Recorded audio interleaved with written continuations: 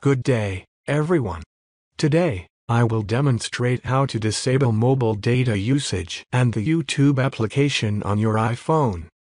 If you do not want the YouTube application to continue using mobile data and connecting to your cellular network, and only use Wi-Fi, follow these simple steps.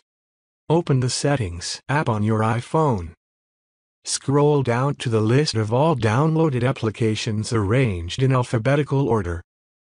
Locate and tap on the YouTube application. Within the YouTube application settings, find the option labeled Mobile Data. Tap on the Mobile Data option to disable it. From now on, the YouTube application on your iPhone will no longer be able to use your mobile data and will only be accessible when connected to a Wi-Fi network. This setting is saved automatically, and no further action is required.